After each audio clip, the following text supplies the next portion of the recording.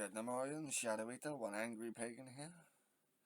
Okay, I wasn't gonna do this, but fuck it. We're gonna have a look at what I listened to in any case.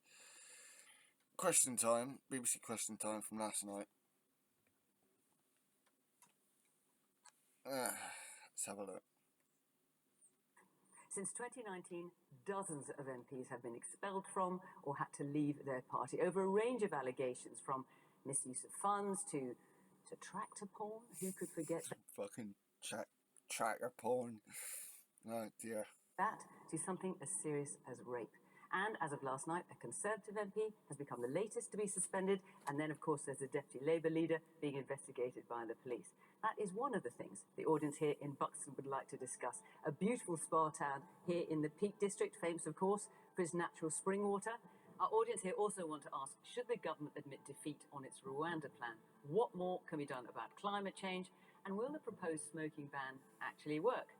And our audience, of course, here is, as always, a broad reflection of the electoral picture across the country. Welcome to Question Time. So,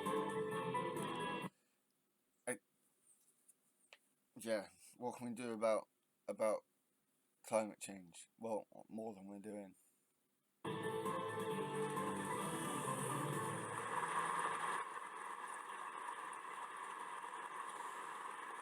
Here we go. On tonight's panel, as always, with a wide range of views, David T.C. Davis from the government. He's been MP. Because I've seen this guy on here before. He's a horrible little bastard.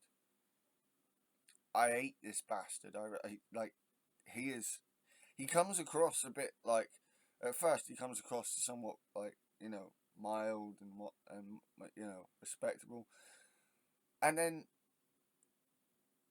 but he has no qualms about insulting people in the audience or others on the panel. He is an insulting little prick. For Monmouth for nearly 20 years and Secretary of State for Wales for over 18 months. Labour's Bridget Phillipson speaks for her party on education.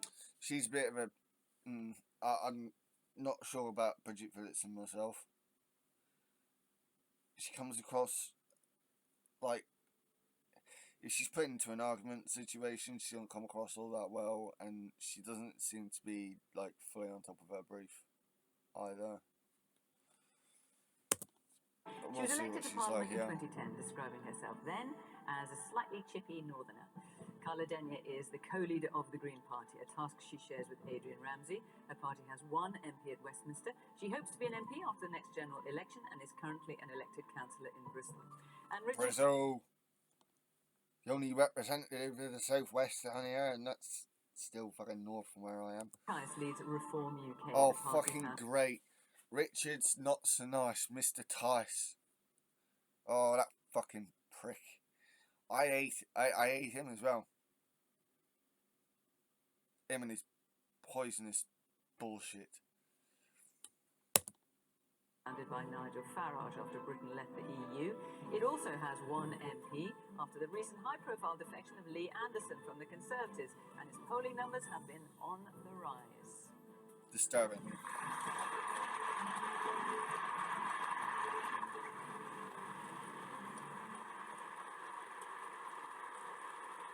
Good evening.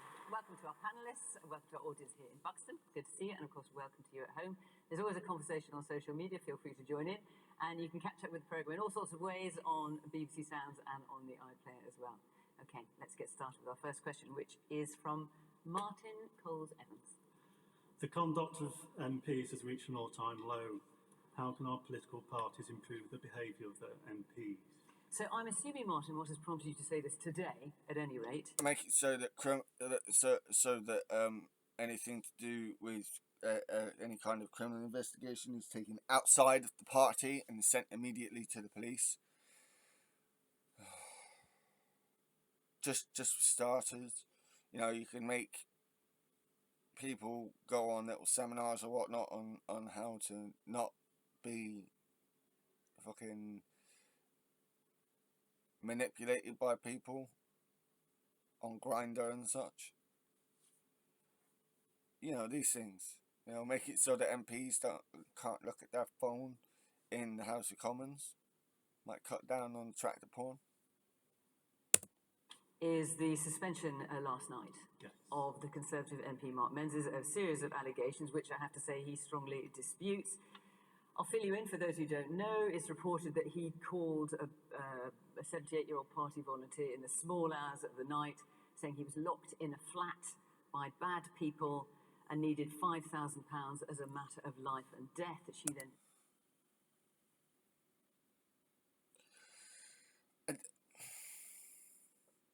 Either this was the case, or he was off his face on fucking drugs,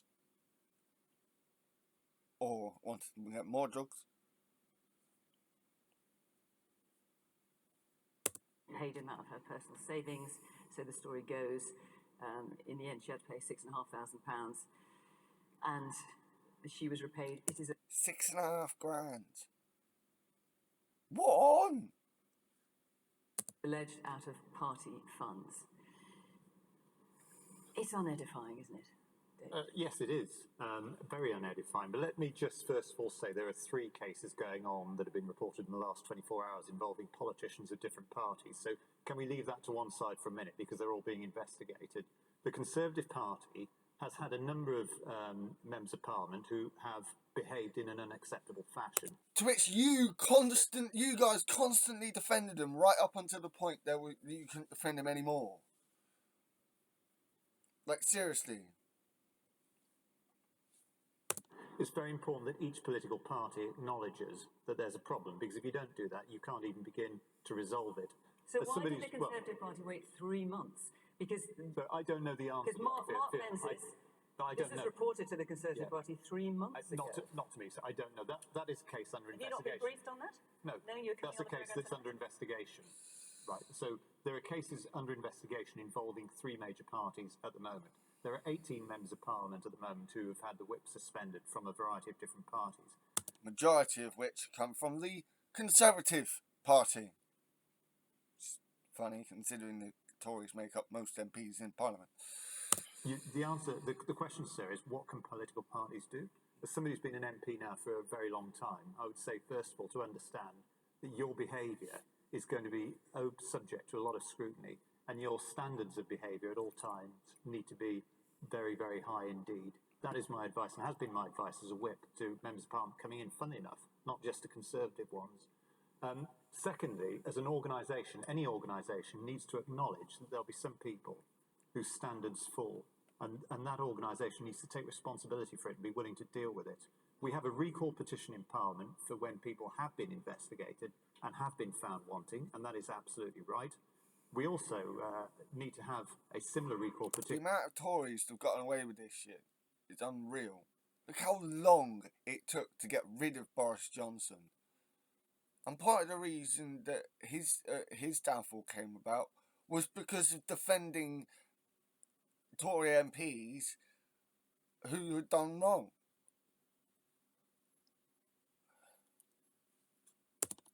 In Wales, where we've had a Labour-run government that have refused to do a recall petition, despite the fact that they have had Senate members from different parties who have also behaved in a similarly unacceptable fashion in the past. So that's what the answer is, to make sure, to warn people that their standards of behaviour have to be high, to allow and welcome the scrutiny, to accept that there are going to be problems, and to expect people to leave if they are found guilty of breaking the rules or letting their standards slip. And you say parties need to take responsibility. If what this Conservative MP is alleging is true, that he was held against his will as a matter of life and death and was forced to pay them money, I presume this is something the parties reported to the police. Well, again, it's under investigation, so I presume it would be, but it's under... From what I can gather, this was under investigation by the party. I'm sorry, but like allegations like this ought to be chucked straight to the police. Investigation, so let me not comment on that one. Why don't we just acknowledge that there have been plenty of cases involving all parties, including the Conservative Party, Conservative MPs, whose behaviour has been found after a proper investigation to be unacceptable, and who have in some cases left Parliament, quite rightly, as a result of that. I'd be the first to acknowledge it, but I don't want... Oh my God, the amount of prevarication here, the amount of deflection here is unreal. oh, but it's not just us, look at the other parties. Oh, but it's not just us, look at the other parties. The difference with the Tory party is the amount of sleaze that's happening coming just from the Tory party. Yes, this happens in other parties, but the amount that it is happening coming from the Tory party in particular is what makes it so fucking unique. Ridiculous. Want to get into it, either not with Conservative MPs or with the Labour MPs being investigated, or with the SNP MPs who are under some other He's form. just being told in whatever way you can like try and halt the conversation as much as possible on this. That's what he's going on. That, like, I have a feeling that's what he's been briefed. Like, if you can, try and, like, stop the conversation on this. Of investigation or any of the let justice take its course, and then once people have been found to have been wanting, then you can and it's fair to discuss what happens to them afterwards. But we have a recall petition in Parliament for those who have, after an investigation, been found to have let their standards slip. We need to have that in the Welsh Senedd and also in the Scottish Parliament if there isn't one there. Bridget. Trust in politics is really important, and as someone who believes that government can be a force for good in people's lives and a force for good in our country, anything that chips away at that sense of politics and government being about that, I think, is corrosive for our democracy. I think it is incredibly serious, and all of us, absolutely, as politicians, as parties, have a responsibility to behave in a way that is in keeping with our role, and our party leaders have equally a really important responsibility. I think what is concerning in terms of the case that we've seen in the last 24 hours around Mark Menzies is that it would appear that the Conservative Party had known about this for some months. These are potentially very serious matters that require consideration by the police, and there have been, frankly... Well, Bridget Phillipson doesn't seem to think that she has any qualms in making this about actually addressing the actual topic at hand. I like that. Quite a few occasions where Rishi Sunak has refused to take action, has refused to either suspend or remove the whip from Conservative MPs where there are very serious matters under investigation. And in the case, for example, of Suella Braverman, she broke the ministerial code and Rishi Sunak put her back into the cabinet. That's around, like, not everyone. There's a miserable prick in the shot here. It's just, how dare you make such a good point? But yeah, that's roundly approved of in the audience. But We're talking about Rishi Sunak refusing to take action. I mean, obviously, as everyone will be aware, Angela Rayner, the Labour deputy leader, is under investigation by Greater Manchester Police. Tessa Salma refusing to take action. I mean, she's being investigated. He's awaiting the outcome of that, quite rightly. But he's refusing, or choosing not to, at any rate, read the legal advice that Angela Rayner has been given, upon which her case hinges. Why not? So Angela Rayner has been absolutely clear that she will cooperate and provide any information that is required of her by all of the relevant... Why is Keir because Starmer it's saying not he's his business. Because I think it is right that the relevant authority, whether that's the police or HMRC or whoever else, are the people to consider that evidence, to look at the case and to then make a judgment. To know? But the difference here... Wouldn't he want to know is not the point. What's legal is the point. And Starmer, as much as possible, is going to try and follow the law.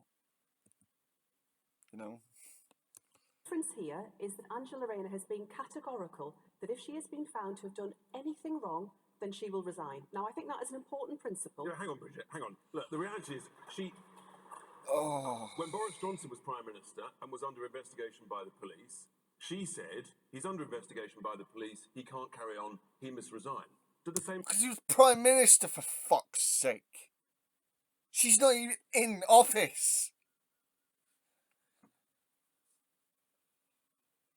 I hate this equivocation here. Same standards not apply to Her Majesty's opposition. Richard, we all know where that one ended, don't we, with Boris Johnson? So is this where Angela Rayner's at? Yeah, but the same shit was levelled at Starmer, and lo and behold, Starmer wasn't the one that did anything fucking wrong. it's going to be the same shit here with Angela Rayner. Angela Rayner has done fuck all wrong. The Tories are just fucking desperate.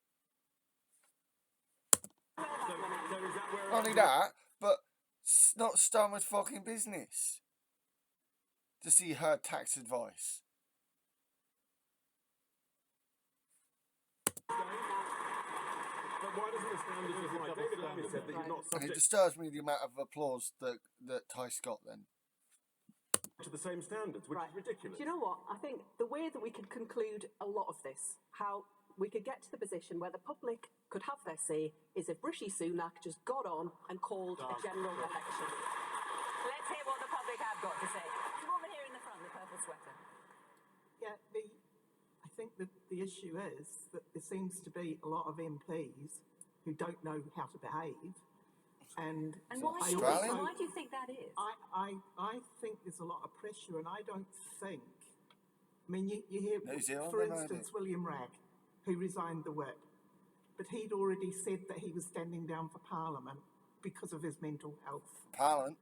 Myrie Black is standing down from Parliament because of her mental health. There's a lot of people standing down from Parliament because of their mental health. Why is that? And nobody seems to be addressing that issue. And also, I think, to just step in on the Angela Rayner thing, it just seems to be a bit coincidental to me that they're picking on a woman, a strong northern woman, a working class woman who's raised herself up and stands up for the likes of me. And they're picking on it because they think they can, and it's always white men who do it, who seem to do it. Okay. It always seems to be white men who do it. Let's hear from the man at the back. I think in the interest of balance, there are a plethora of members of Parliament that do a great job and do really care about their constituents and think. Okay. At first, I was a bit like, ugh. But okay, the substance of what he said is correct. There are MPs in Parliament who do want to do good. Problem is there are also MPs in Parliament who just want to do shit for themselves. We should always remember that. But on the other side, I think we absolutely need for MPs a really clear job description, a really clear contract of what we expect from each and every one of them, a real commitment to the Nolan principles from every member of Parliament to sign up to, and standards in public life should be a really big feature of this general election campaign. But some of this stuff is obvious, right? In terms of not sending pictures of It's into the obvious party in yeah. a lot of and that places kind of of thing. work, absolutely. Carl. Well, I think there's a lot of merit in what the last person said there, that making Parliament a bit more like a normal workplace, because so many of these stories that have come out, and, you know, we've got to be honest, it has mostly been from the Conservative Party, of one bizarre and grubby story after another, is that if you behaved like that in any workplace, you'd be out on your ears straight away. Well, not any, but most. If we made Parliament a little bit more like a normal workplace in terms of a clear job description, you know, but also things like reasonable working hours, which would make it accessible for a much greater diversity of people to take on the role of standing for election. Fucking Richard Tice sat across the panel looking at her going, shut the fuck off, you fucking twat. The Reform Party are going to try and like make an ally of the Green Party. That'll be fucking hilarious. You know, we don't have very many single mums as MPs, and why do you think that is? When the hours of campaigning to get elected and then the hours you spend in the chamber exclude so many of those people. Likewise, you know, people with health conditions often means that they just don't put themselves forward because it's so unwelcome. Do you think there's something about the atmosphere? I mean, pitching you there, because obviously you are the two are there. But something about the atmosphere of Westminster, the kind of enclosed nature of it, the kind of power plays that can go on, that kind of lead to this sort of behaviour? I think politics doesn't exist in a vacuum, and sadly some of the bad behaviour that you might see in politics exists in other walks of But do you life think as it's well, and exacerbated? that is about wider attitudes. But And do you think it's exacerbated by I think by there is, I think the atmosphere at Westminster? I think there is always a risk that where you have people in positions of responsibility, of power, then there is always a risk of abuse, and that's why you've got to have really clear safeguards. To the point about standards and principles in public life, that's why it is so incredibly important. I do have to say, Parliament's still got a way to go. I've had children while serving as an MP, so I appreciate what it can be like. But at the same time, I think we have made progress. It's far from complete. But actually, as a member of Parliament, you do have other kind of... You do see from other parties, at least, more that, at least I've seen there are a whole bunch more people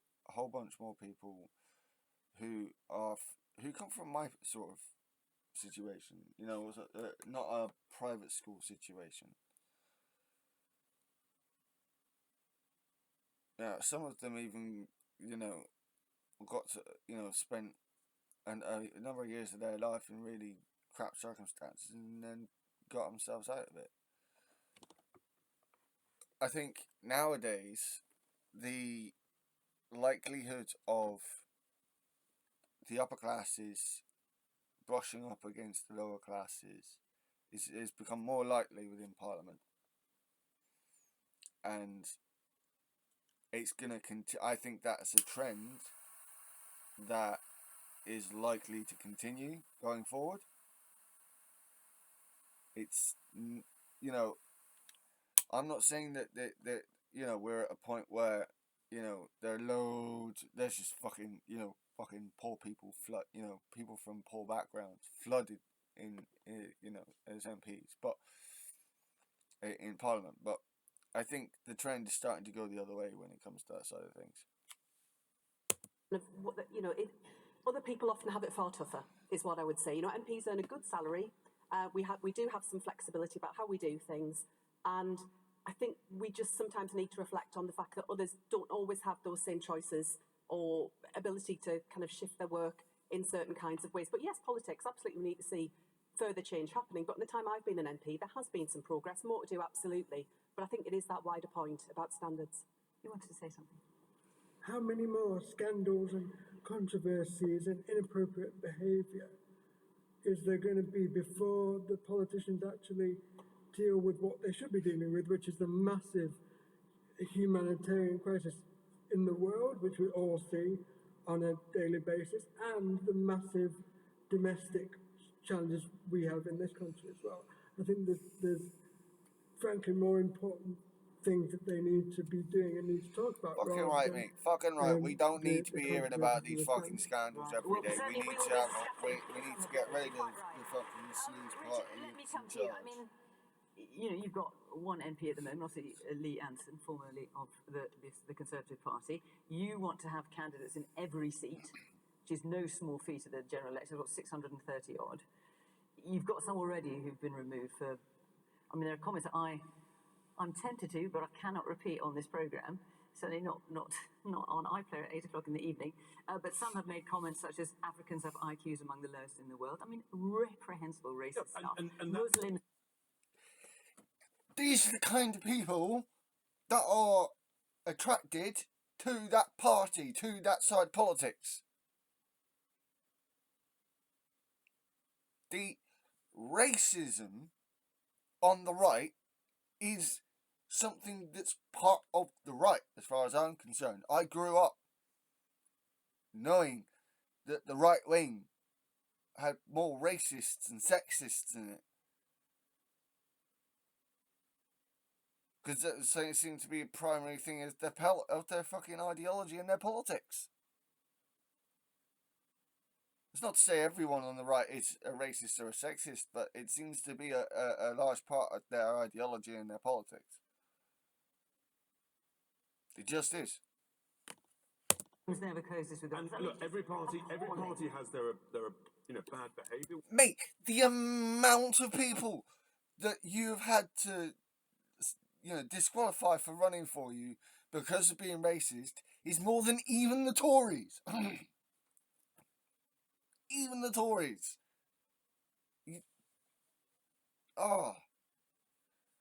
It's like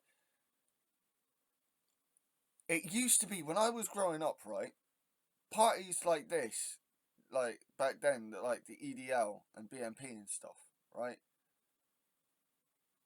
They were looked down on rightly. Now they're given free reign. They're given free reign to come on fucking because of Nigel Farage. And people like him being allowed to come on and say their ideas. Yeah, that's a fucking great idea. Convince more idiots to follow idiocy. Fantastic idea. Free market of ideas. Yeah, right, fucking fantastic. We've talked about some who are elected. But you must be worried if you've got to find all these candidates from a Fiona. standing Yes, start. of course. And so, where we see totally inappropriate behaviour, we're actually the fastest at making decisions to remove people. Because of, oh my God. The amount of people, the amount of candidates that have had to be turned away or have had, that they've had to redo because of them being racist, sexist, or whatever. He is making so many bullshit excuses right now. What's extraordinary is the length of time some of these investigations seem to take. I think you've got a suspended MP who's been suspended for over a year, for 3 months here. The thing is to do things quickly, make quick decisions, investigate, and then make a decision. Well, I think that's... You took in Lee Anderson after the racist comments about Sadiq They were Khan. not racist comments about Sadiq. Yeah, they fucking were racist, you little prick.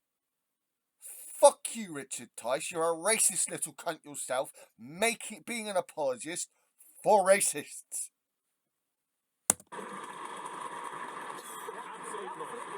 He is. Yeah, right. I like that from Fiona. I think that was Fiona who said that then. They absolutely were racist comments. Lee Anderson is a racist little knobhead, and anyone who supports him is also fucking racist. Him with open arms. You're only MP. Oh, and no. What does he do? No, it was Bridget. It was Bridget Phillipson, the Labour MP. Yeah, it was fucking racist. Nice one, Bridget. Racist comments. They were not racist, Bridget, you know. No, they were fucking racist, you racist little cunt. Absolutely, you're just making it. You've had 200 politicians. They weren't racist. Fucking. Elected politicians and councillors from the Labour Party since the last general election. You're not actually going to defend your point. You're just going to go, oh, they weren't racist. Hang on.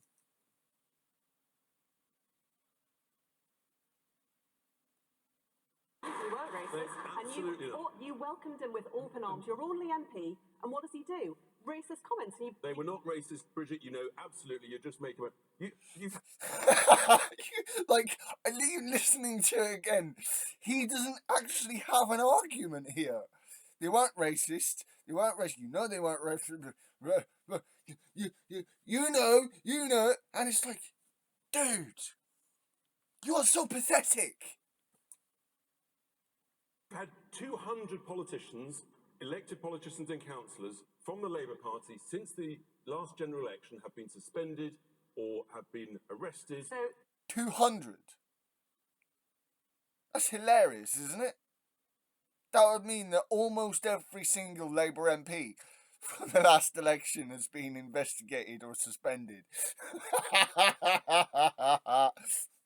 Fuck off, Tice, you fucking tit. I mean, you know, Bridget's not even bothering to respond. He said his comments were clumsy, but they were not Islamophobic. Clumsy! They're not fucking clumsy. They were Islamophobic. He's a racist. You are a racist. Doing racists. And actually, the point was that he spoke for millions of people who were concerned about these. He spoke for millions of racists. We don't need to hear the opinions of racists. We just don't. Marches going on week in, week out that have incited hatred and anti-Semitism. Oh, no! This bullshit coming from the right. Oh, these marches are full of hatred. No, they're fucking not.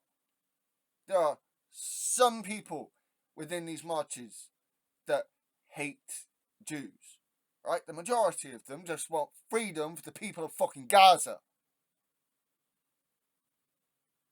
Whereas you go to a far right march, and it is all people who are hate marchers. It's ridiculous. Anti-Semitism. So how are these candidates getting on your list saying stuff like this on social media? Do you just not check their social No, media? we've checked them, and we continue to check them. And But every they party still has get this onto your issue. candidacy The question lists. is how quickly you deal with it when it comes up. Okay. Man there in the glasses. I'd like to ask Richard if he supports Donald Trump. Oh, okay. Well, I'm That's a I'm simple asking that question. because we're looking at modelling good behaviour, good moral standards, and there's a world leader, well, has been world leader, potentially another world leader. I'd like to know what Richard's thoughts are on Donald. Yeah, look, I mean, Donald Trump he may or may not be the next president of the United States. That's a matter for the American people. Yeah, that's not what you're being asked. No, my view is that actually, when Donald Trump was president of the United States, the world was a much safer place. Oh my fucking gods! When Donald Trump was president, the world was a much safer place. Really? Right then.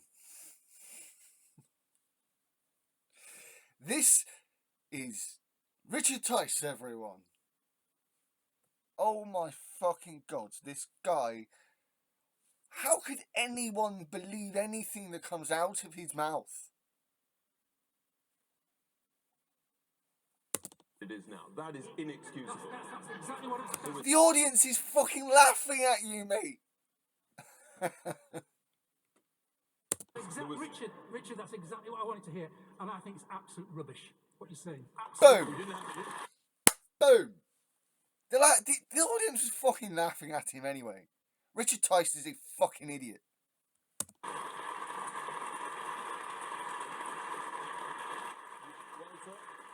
Remember, we didn't have the war in Ukraine, and we didn't have the regional conflict we've got in the Middle East, did we? So, right, okay, so he is attributing the fact that Russia hadn't attacked Ukraine yet to, and the fact that Hamas hadn't attacked Israel yet, to Trump being in charge? What the fuck? I've heard some weird false equivalencies come out of his mouth. That has got to be one of the that tops the fucking list. Trump did not make the world safer. He didn't delay those conflicts. Putin took advantage of the fact all the other fucking countries were in lockdown, you stupid prick.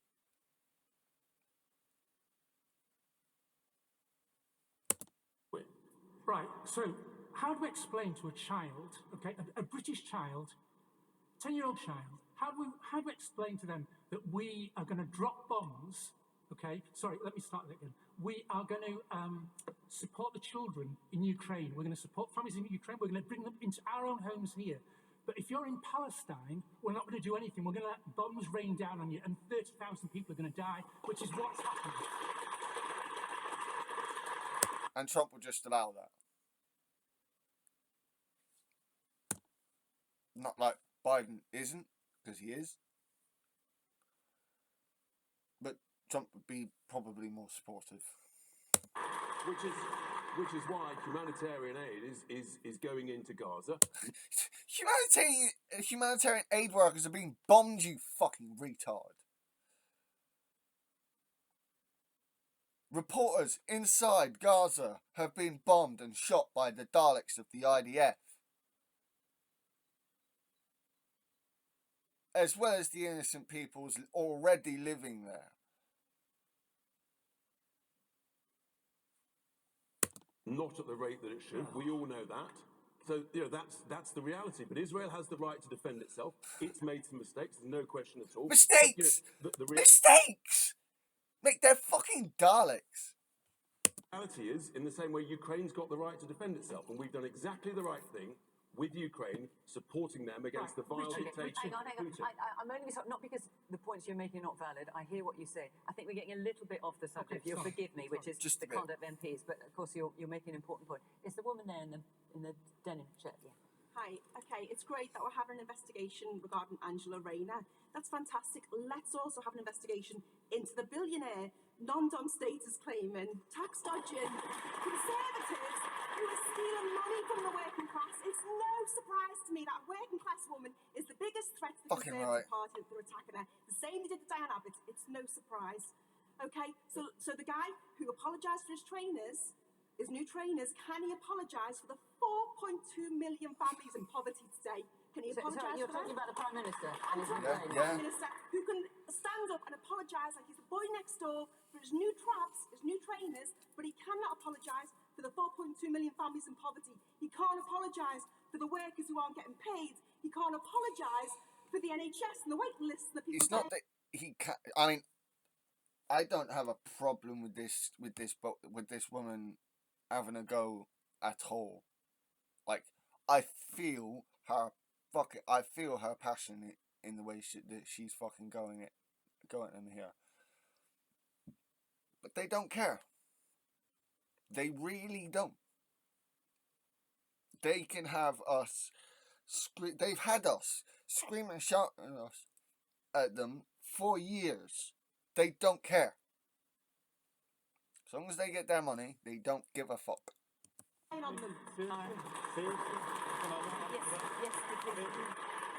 you've got a problem with Rishi's trainers, that's fine. But if you've got a problem with the NHS, you should see what's happening in Wales, where Bridget's party.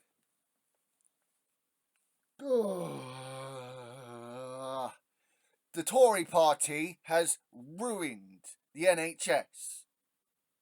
It has lowered the amount of money that it gives to the devolved nations. This guy is about to turn around and say, oh, but Labour run Wales. If you check out Labour run Wales, you'll see that the NHS over there is run really horrible because of the Labour Party and the way they do things. Whereas here it's even fucking worse, mate. We have a larger population, you fucktard. Have been in power for 25 years and given us the longest waiting list in the whole of the United Kingdom, where ambulances have to have fans built outside ambulance stations to waft away the diesel fumes. The lowest educational... Mate, a whole load of their funding went fucking bye-bye after your stupid Brexit. In Wales, it wasn't always this bad. I actually did go and check it out. I did actually go and check the numbers out. It wasn't perfect up there, but it was better than it's been for the last decade and a bit. No fucking wonder that public services start going to shit when the central government refuses to let out the funding that's needed for its upkeep, for its maintenance, for its improvements. But no, this guy will have you think that it's all down to the Labour Party in Wales, despite the fact that the devolved nations still get a lot of their funding from government in England. It's the same reason why English councils are going bankrupt. Because central government refuses to let out adequate funding. Oh no. You got to make do. But you can't go and raise your own funding. Oh no, that's illegal. Fuck the Tories. Standards in the United Kingdom or in Wales. We've got no new roads being built. We've got 20-mile-an-hour speed limits everywhere, and we've got over £100 million being wasted. Mate, in England, we can barely get the roads we've got maintained, let alone have new ones made. Oh. On more politicians who won't face the recall petitions that you get in Westminster, their behaviour calls, because the Welsh Labour government, who've been there for... Hang on, let him speak and then I'll let you No. We've had a Welsh Labour government running Wales separately for 25 years, and they've given us the worst... I'm sorry, no. He is completely going around the fact that despite the fact that health in that health is devolved in Wales, funding, the backbone of funding for the devolved nations comes from central government in Westminster, which is controlled by the Conservative Party. This Tory can go fuck himself. Services in the whole of the United Kingdom. You're not going to actually answer a question, though. About Did you the answer a trainers? question?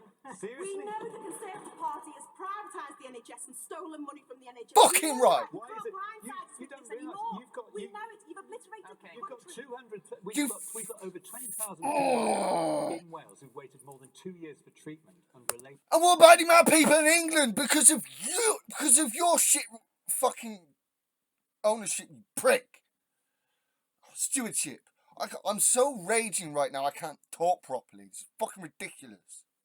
The government in England. Have you seen the way Under the Conservatives? Okay. You're not Let me answering hear the you. question. been You're not eradicated. answering. I'm gonna let some other people in. Let the man there. Of course he dodges a fucking question. He's a fucking Can we Tory. get back to the question, Yeah. please? And I was very pleased that my fellow audience member mentioned the Nolan principles earlier on. I think there needs to be a much wider understanding of what they are. When I talk to people about the Nolan principles, most of the people I speak to say, "What are those? Oh, I've never heard of those." If we're going to hold people to account in public office, perhaps we need to have more awareness of what exactly those are and how people are expected to behave. And of course, the Nolan principles are the principles of conduct and standard of life that MPs are supposed to adhere to. And Brought around during the major years, if I remember rightly, because of all the sleaze going on from the Tories, even back fucking then. clearly that is not happening all the time, as we can see. I'm going to move on because there's lots of other questions I want to take. But before I do, now I am so with the fucking rage that woman was showing, that woman in the audience. Fucking right with her on that one. I just want to tell you at home where we will be next week. So next week we are in Tottenham in North London. The week after that we will be in Cambridge. And incidentally, a full list of our locations for the next few months at any rate are on the website. So you can have a look there. And if you fancy being in the audience at any of those, or Tottenham next week, Cambridge the week after, go to the Question Time website, follow the instructions there. I wanted to go, but I actually filled in the online form and stuff to go to BBCQT Question Time when it was here in Paignton. Yeah, I couldn't go. They didn't select me.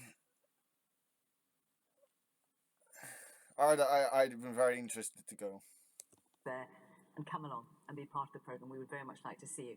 Okay, next question from Christopher Lovett. There you are. When will the government accept that the Wonder policy has failed? So, Piers rejected. What's funny about this is he hasn't even been able to even be get off the fucking ground.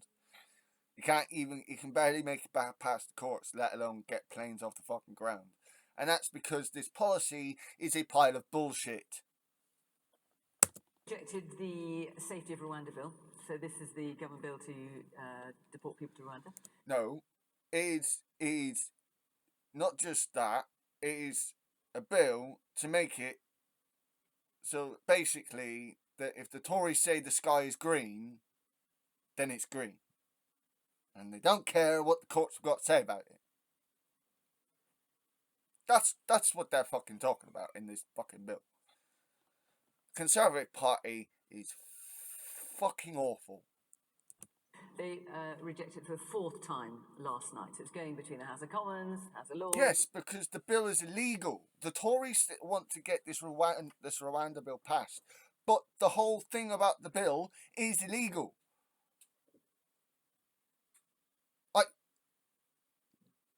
What the fuck? And back and forth and back and forth. Bridget. Never. I don't think the government are ever going to accept that what they've set out is not only a policy that is totally wrong, but is completely unworkable, is a scandalous waste of taxpayers' money. Nearly £500 million being spent on 300 people, where we've been promised this legislation has been going on and on and on.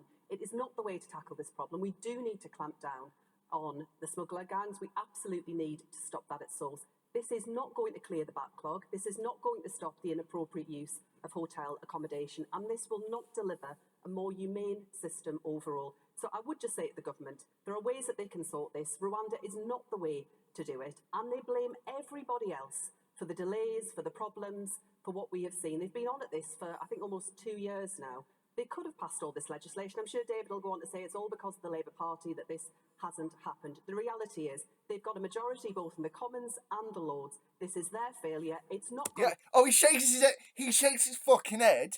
But the fact is exactly what Bridget Phillipson just what Bridget Phillipson just fucking said. The Conservative Party has a majority in the House of Commons and the fucking Lords, and they couldn't get this bullshit passed. Work, adopt Labour's plan, crack down on the gangs, work with the French, get it sorted out. Okay, can I just ask? Not just the French, but other countries in the EU. From what I can gather, Labour have been talking to other countries within the EU and Interpol. Europol, whatever it's called. Because there's generally a convention in the House of Lords, mindful that the peers are not elected, that they will reject and reject and reject a piece of legislation that comes and comes, and then in the end, they tend to give in. Yeah. Is your understanding that Labour peers are going to do as they do usually, which in the end, they will let it go through, or are they actually... It's not a manifesto. This Rwanda policy is not a manifesto promise, so they don't have to. I don't think so. They're not obliged to. This isn't a manifesto promise. You're going to continue to object to it? My expectation is that the legislation will pass. As I say, the government have a majority. But in both are houses. Labour peers going to give in the end? Well, just to be clear, this is not simply a question of Labour peers because we don't have a majority in the I Lords. appreciate it, but since you are here for Labour, I'm just asking about the Labour peers. Absolutely, and a number of the amendments that have been put down have involved senior military figures, for example, raising serious concerns about the government's approach. The legislation... I'm just asking about the Labour peers because you are here for Labour. The legislation will pass, absolutely. I think there's no question about this. It is right that we have proper scrutiny of any legislation, especially legislation of this magnitude. But the reality is the government chose not to bring back the legislation before Easter. In fact, they'd previously said they could have done it all before Christmas. So they haven't managed the scheduling of this. It is not down to the Labour Party. Fast enough. No, what I'm saying is when they blame the Labour Party for the delays in passing the legislation, the reason for those delays in getting through their legislation they support, that they have the numbers to deliver, is because they haven't scheduled the business. So whatever they say, it's down to them. But no, we don't support it. We don't think it's the right approach. But I have no doubt that the legislation will sadly pass. Okay. Obviously, Dave, I'm going to come to you. Richard, let me come to you. Yeah, now. actually, like in clear terms, Bridget Phillipson actually put it right. Labour have already said and repeatedly said that they would repeal the Rwanda bill when they come into office. Will the government accept their Rwanda policy has failed? Do you support it? No, I don't. I think the whole thing is a ridiculous farce. The only thing that's going to Rwanda, frankly, we've sent 3 Home Secretaries there. We've sent about 300 million quid. Whether or not the legislation passes is irrelevant. The question is it a deterrent? And we all know the answer to that, no. We know that people on the coast of France, they've already described the thing as a complete farce. And this year alone, we've got over 6,000 people who've crossed the channel illegally. Tragically, at least 10 people have died. And this policy is a complete distraction. It's a total waste of time. You've wasted taxpayers' cash, the energy, the resources. I have to admit, wasn't expecting this response. I've heard that Reform Party, you know, they've not been like. I wasn't expecting this. Nothing. It's not a deterrent. Okay, so what would you do? Come on, Reform UK. You want to put all these people in for the general election? Look, Bridget talks well about the gangs. It's a bit like when you remove a drug dealer from the streets, guess what? Another drug dealer replaces them. So your policy about the smugglers, nice idea. I'm asking you what you would do. I'll tell you what I'll do. The only thing is what the Australians did.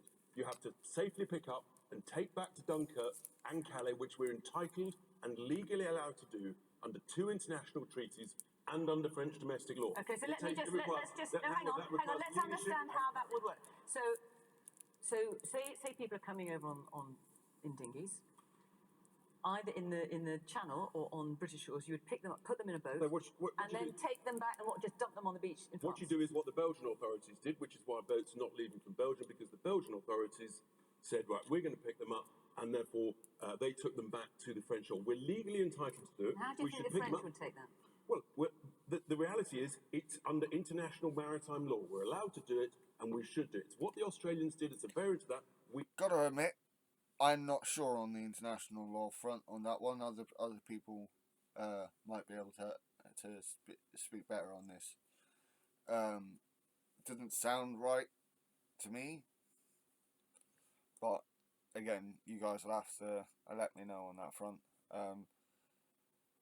He doesn't come up like all these. So his solution is just push them back to France. Okay, do you know how large that coast is between France and the UK?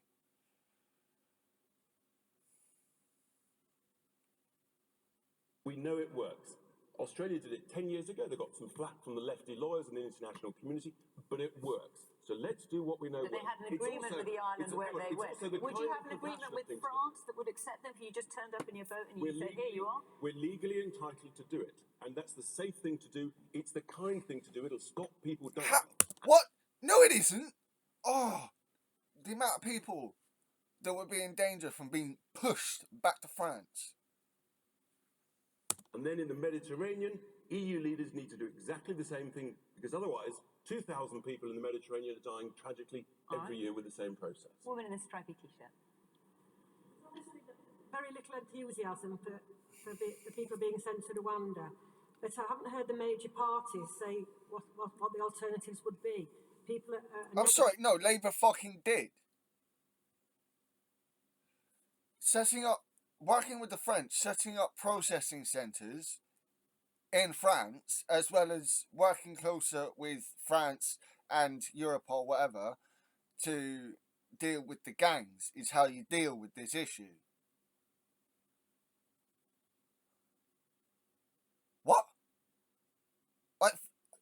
I'm not a big fan of Bridget Phillipson, but like she did already say what Labour planned to do.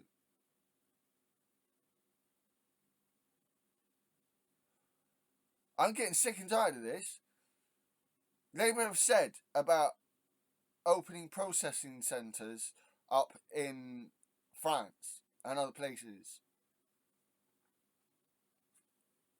It's negative about the flights to Rwanda. But yes, Richard said, but I'd like to hear what the other panel members Richard has said what... Richard said, fuck all! Is this the intellectual level of the average voter, really? Oh, Richard said it. No, he didn't. All he said is we pushed them back to France. That's all he's got. Labour would do. You've heard what Richard... I'd like to hear what the other... Okay, now I'm going to get to them. Right, I mean, do you support the Rwanda policy? No. You don't support it either? Okay. Do you have an idea what should be done? Well, I think returning them to the country if they don't have a legal right to be here, because it seems unfair that the people... Right.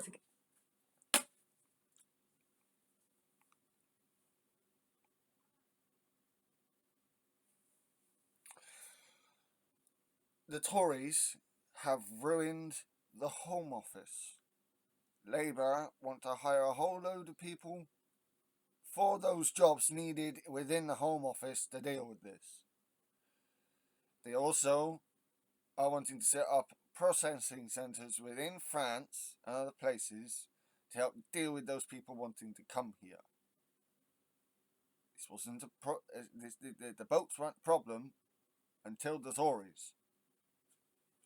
Getting in legal discriminated against. Okay, man, dark blue sweater there, yes. I'm surely using Richard's analogy, that surely the way to stop the people smugglers is to make sure that there are legal routes for people to come into the UK. Which Labour have promised to do. They have said multiple times about this. about setting up legal routes, setting up processing centres within France.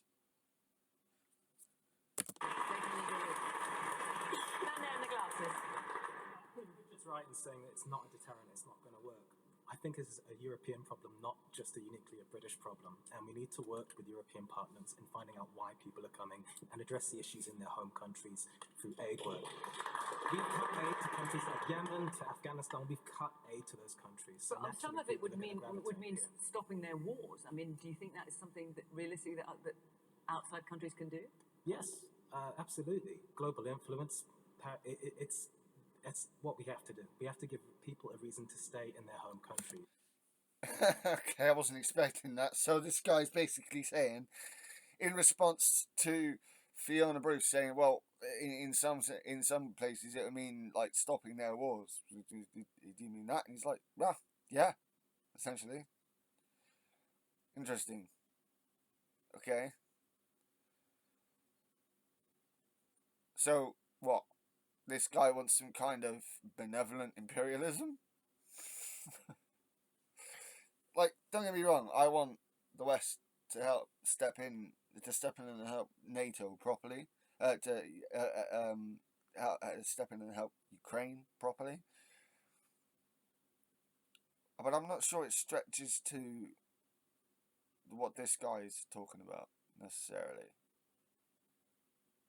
I don't know, you guys let me know on this one. This is a bit of an odd one. And I think our aid budget is what can do that, but we've cut it. But we also need to work with Europe for this. It's not just a British problem, it's a European problem. And one that European countries are grappling with, as you say. Carl. Well, thank you, Christopher, for your question, and also for those last 2 points. I think the three of you between you have really hit the nail on the head. The Rwanda policy will be a point of national shame if it's allowed to pass. And as our one Green MP and our two members of the House of Lords have been fighting against it at every opportunity on its way through the House of Commons and the House of Lords, because it is inhumane, it's callous, and it's an incredibly expensive way to be cruel. The estimates are that it will cost the government £1.8 million per asylum seeker to deport people to Rwanda. Think about how much better we could spend that money if instead we had an approach of recognising that people who are risking their lives in small boats crossing the channel, exactly, people who are risking their lives crossing the channel in small boats, they're not doing that for a laugh, they're doing it because they're in danger, they're doing it because they're fleeing for their lives, and what we need to do as a country is show them a bit of humanity. What that looks like is providing... What that looks like, as the person up here said, is providing safe and legal routes so that... The depressing thing is that there are, I'm watching this, and there are a depressing number of people within the audience that are staying, like, aren't clapping their hands, are staying, like, pretty silent. Asylum seekers can apply from where they are, and also making sure that the UK government takes its responsibilities seriously in terms of providing international aid. So the UK government has cut its international aid budget, and worse still is spending a substantial amount of what's left on warehousing refugees in hotels and barges rather than on actually providing international aid to help tackle some of the crises that are causing people to have to seek asylum in the first place. Carla, that's all very well, but that's all very well. But people are dying every week, every month, as we allow this to carry on. And your solution would put more people in actual material danger, you arrogant little fucktard. And until we stop it and have the courage to show some leadership and pick up and safely take back, this will go on and more people will die. And it's unacceptable. So I don't want people crossing the channel in small boats because I don't want...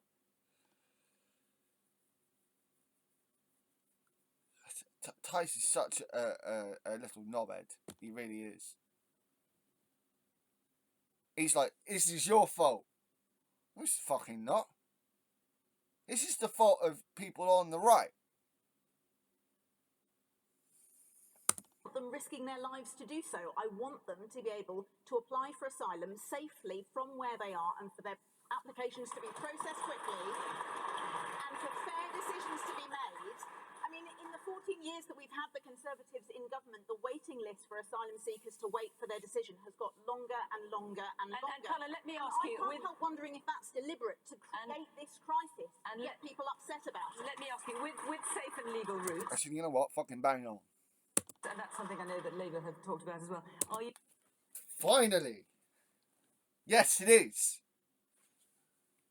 envisaging a limit to the numbers of people that the UK would accept through safe and legal routes, or are you just saying as long as your asylum claim is valid, you can come? I think it has to be decided not on an arbitrary number, but on the severity of the cases. If someone has a legitimate claim to asylum because they are in danger, they're being oppressed, their life.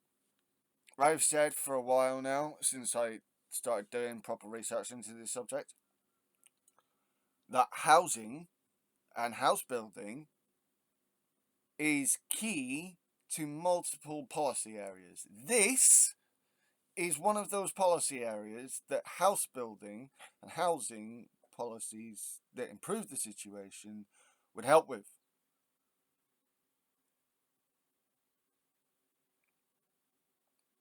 Build more fucking houses. Build more, build more. Build more. Make it so that we can build more. Or their families, They're escaping climate change, which is something we could be facing. So no matter how great the number of people is, but it has to with be a legitimate claim, no matter how many there are, they should be able to come. And so, That's an absolutist argument. Like, as she's trying to say here, as Carla Denny is trying to say here, this needs to be worked on with other countries. We can't just, try and do this by ourselves. Jingoistic attitude. Let's hear an answer to that, Ruth. But there has to be international cooperation as well. No, but as far as the Greens are concerned, just to be clear, no matter how great the number is, as long as the claim is legitimate, the Greens believe they should be able to come. Well, this isn't a standalone policy. As I said, this is making sure that people can apply through safe and legal routes and taking really serious measures to reduce the flow of people needing to claim asylum by helping to tackle those issues. As you said, climate change is going to increasingly become a major factor that will cause people to have to migrate because Yes, because climate change is not reversible. Or at least as technology currently stands, it is not possible. We can try to mitigate the effects. We can adapt to the situation, but we can't reverse climate change. It's just not going to happen. Areas of the world are at risk of becoming. I get that it's a two-handed policy. So because we're going. One of the ways that we're going to have to learn to adapt is by re-looking at how we look at migration, re-looking at how we look at housing. Like more northerly and southerly latitudes are going to take more and more migrants because the equatorial latitudes will become less and less habitable. And this is a reality that people here are going to have to they're going to have to deal with. They're going to have to get around it. They will just have to. To do that as well, but as far as the people who have a legitimate claim, who do want to come, irrespective of what's being done in their country, they can come. I just millions don't of think people. it's humane. No. Sorry. People are laughing at her, and I think that's wrong. The problem here is the question being asked is a very leading question and looks for a yes or no answer, despite the fact that this is a complicated question that doesn't have a yes or no answer. Like the question she's asked, the question Fiona's asking, it doesn't have a yes or no answer. It is a complicated issue that requires necessarily a complicated answer. This is a challenge that I'm having with a lot of people, myself, including those close to me. You know, I'm getting, oh, why can't we do this? Why can't we do that? Well, it's not as simple as, we could do this, we could do that. We have to do this alongside this, this, and this.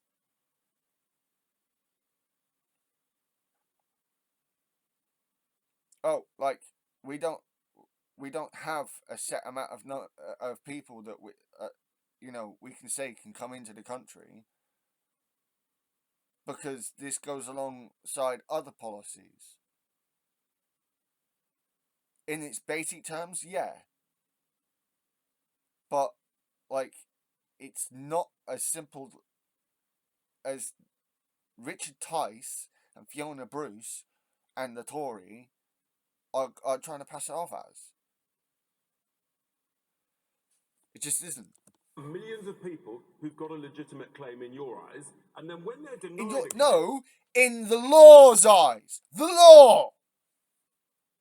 I know you're not very familiar with it, Mr. Tice, but it's not under the Green Party's eyes, the Labour Party's eyes. It's under the law's eyes. Fucking retard. which is obviously going to happen, and therefore they continue to come across the boat. What do we do then? You've set up your safe and legal routes, which, by the way, we've already got some safe and legal routes. Actually, the Tories have been shutting them down. Correction on you, you fucking little cunt. So then, if they get rejected and they still come across the waters, what do you do then? So you have to assess people's claims, and So some we're of them back to are square one. Okay, all right, okay. But the fact is, let me just say, the fact is that I think it's over 80% of asylum claims are successful. So there isn't this wave of unjustified asylum seekers. The vast majority of people are coming here because they are escaping terrible situations, and I think it is right. Okay, now, Richard, wait a minute. Because the representative of the government is sitting here very quietly, thinking he's getting off very lightly. And the fact is, the question is, when will the government accept that their Rwanda policy has failed? Can I first of all start by saying 50,000 people a year coming over illegally in small boats, risking their lives, some of them are dying, is totally unacceptable. And it's happened under your watch, you fucking Tory.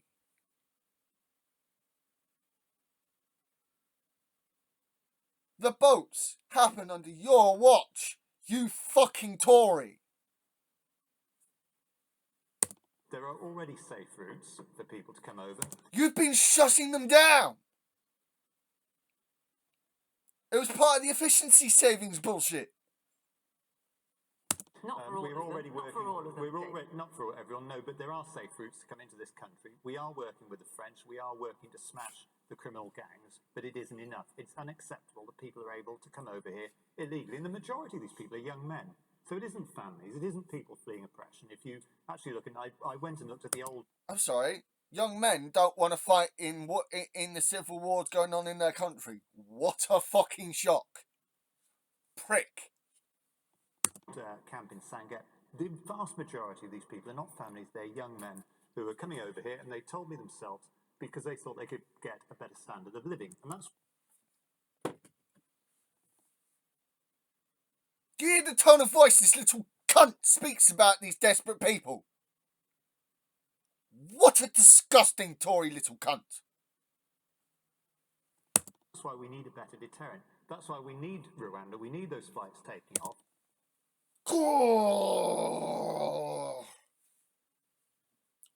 What a disgusting piece of work. He has no legitimate argument at all. He brings up the fact that that a lot of these people coming over are men, and then just brushes off it. And it's like, mate, no. Men are coming here because they don't want to be dragged into wars. Why should they have to fight in the civil wars that they don't want to fucking fight in, for fuck's sake? That's actually sexism, by the way. That's actually sexism. No, we don't want you here because you're a man. What? Go fight in your country. No, they don't want to fight in their country. Prick. We need the peers to stop trying to oppose it, and the courts to stop trying to oppose it. We're going to bring it back. They're opposing it because it's fucking illegal, you damn Tory! On Monday. And we need to look at what Labour would do. They want to basically support an open doors policy. Your government in Wales, don't forget, I know people who don't realise it, but in Wales we have a Labour government. And as far as this is concerned, they are encouraging people to come over to the United Kingdom. No, you're wrong there, Bridget, because they're actually paying universal basic income to some people who are recently arrived asylum seekers. And they wrote to me as a minister, your Labour minister, wrote and said that asylum seekers in Wales should be exempted from contributing towards their own legal bills because you wanted to use taxpayers' money to allow recently arrived asylum seekers to sue the British government so that people could actually stay here for longer when they didn't have a valid claim. And he's actually bullshitting here. I've heard about this story. He is lying. This is all a lie.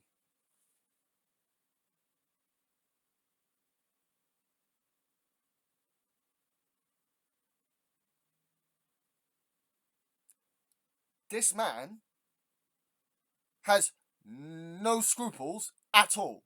He has no honour at all.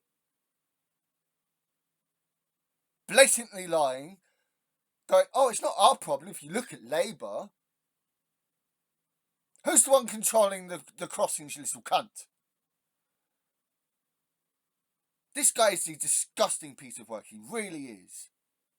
And that's why your government is not to be trusted on this policy. You've voted it down at every opportunity. You're quite happy to have an open doors policy. It's not an open doors policy. At all. The Tories have failed time and time and time again on immigration, and they still blame Labour. Incompetent assholes. Quite happy in Wales. You're quite happy in Wales to pay up to £20,000, Bridget. £20,000 to recently arrived asylum seekers. Right, well, we'll see afterwards because I'm going to be asking my office to tweet right now the reports about this on the BBC. This prick. Oh, it's come out on the BBC. Oh, so that must make it true then. The BBC also reported on Starmer's on the Beergate shit to do with Starmer. Was that real? No! Because right now, all the BBC are basically is a Tory fucking media machine. Fucking Tory prick. Your £20,000 payment. So hopefully everyone will be able to get their phones out and look at what you've actually done in Wales. You're a disgrace, Bridget, and your policy's an absolute disgrace. And you ought to know what your own Labour government... Hang on, can I just say... That people are actually laughing at him. So much for standards in public life. Can I just say, on this programme, and I feel strongly about this, and I'm not joking, I don't think we should be calling people individually a disgrace. I'm not sure that is the kind of political discourse that we want. Yeah, fuck off, you damn Tory. I mean, calling a party's behaviour disgraceful is one thing. Calling an individual person who's come on the panel a disgrace is not what I want to encourage. Shut up, Dave, you fucking disgusting little Tory cunt! Scum! Tory scum! Should not be coming on here, not knowing what her own political party is doing. Where it's Guess what, mate? You're Tory scum, so I don't give a fuck about what you got to say. You're Tory scum! Scum! I think people, whenever they see a Tory now, should shout scum at them in the middle of the street. See how they fucking like it. Prick! I'm not complaining about interrupting. He's fucking scum. This Tory, all Tories are fucking scum. I'd be the last person to complain about that because I know I do it a lot. I'm simply saying how we refer to each other on the panel. We want to have a discourse where everyone can make their points. Okay, and be it's disgraceful that Bridget doesn't know what her party is doing. You are a disgraceful little scum bag. Tory. He's a scumbag Tory. So I am so raging right now I can't barely talk.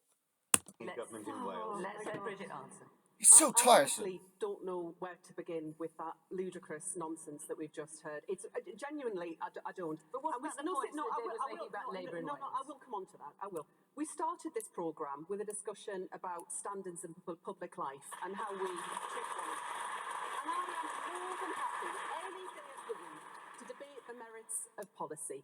But I'm afraid it's pretty hard to discuss outright lies when people just make things up. And what you have just been talking about there, look, your party has been in government in Westminster. Can I finish? I'll finish. Shut the fuck up, you scum! It's been in government now for 14 years in Westminster. 14 years you've had. And what a blooming mess you have made of this asylum and immigration system. And this only response that you have specifically to say, what about Wales? It's pathetic and beneath you. Specifically, what David said about Labour in Wales. It's got what if that was a it lie? has absolutely no bearing on the Rwanda it was policy, lies. which is Do you a know what the matter that is policy being Which dealt bit of it was untrue? But the Rwanda policy is a matter for the government in Westminster to respond to, not for the government in Cardiff. So it would be wrong, wouldn't it? It would be wrong, Bridget, to pay £20,000 a year to recently arrived asylum seekers. Do you agree it would be wrong to do that? Send me whatever tweets you like after the programme. It would be wrong, wouldn't it? Because it'd be a crazy thing to do, wouldn't it? This scumbag, Tory scumbag, will not let this go because he doesn't like the fact that throughout this programme, everything that his party has been done has been shat on, even by Richard Tice. Wouldn't it, right, Bridget? It's all this little scumbag Tory has got. £20,000 a year, taxpayers' money, and then after legal I give up, David, I can't reason with you. I give up. There is just no dealing with this level of nonsense, I'm afraid. This is a matter that is being dealt with in Westminster. I love that. You know what? Fuck you, scumbag. I'm just not going to deal with it because I'm just not going to deal with you because you're just coming out with bullshit. Fuck you, scumbag. Nicely done there, Bridget. The real question is it a deterrent or not? And the truth is, I mean, hands up. How many people think this is going to be a deterrent if it goes through? Hands up. Does anybody think this is a deterrent? Hands up who thinks it's not a One deterrent. person, two Bingo. people. David, there's your answer. Get a grip. Important things, Richard. It's not whether people in the question time audience think it's a deterrent. It's whether people waiting in cabs to come over here think they will see it as a deterrent. I'm going to move on. I thought the audience was supposed to be representative of the people who don't vote in the last election, which would be more majority Tory. This scumbag is absolutely ridiculous. Let's take a question now from Vish. Vish Mehrad. There you are. Given record rainfall in the UK and now floods in Dubai, what do we need to do to combat climate change? Right. Well, Carla, let's start with you. I think combat climate change is the wrong way to think of it. I really do. Yeah, the news has been full of pretty alarming evidence that climate change is not a concern that is going to come down the track at some point in the future. Is here right now. And the best time that we could have brought in the policies to tackle this was, of course, decades ago. We've known about climate change my whole life. Successive governments in the UK and internationally largely failed to do that. So the second best time to do it is right now. And that's why I joined the Green Party. It's why I'm standing for election to be an MP in my home city of Bristol, because I recognised, I'm an engineer by background. I didn't want to be a politician. I'm in this because I realised that the people in power making the decisions were not making the right decisions to tackle this crisis. And so I'm trying to get elected so that there can be a few more Greens in Westminster to pull whoever forms the next government in the right direction, to make sure we have the right policies on everything from renewable energy to insulating people's homes so that everyone has a low carbon, but also, cheap to heat and warm. By the way, I'm expecting Tice to do his anti-net zero bullshit. I'm expecting that already. Uncomfortable homes.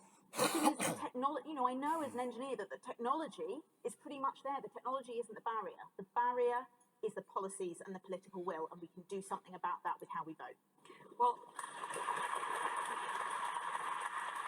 I mean, at the moment there's one Green MP, Caroline Lucas, who will be standing down. So you are hoping to become an MP at the general election. We have got a government where Greens are in a coalition with the government. That's the Scottish government. And only today they announced they are scrapping a target reducing greenhouse gas emissions by 75% by 2030.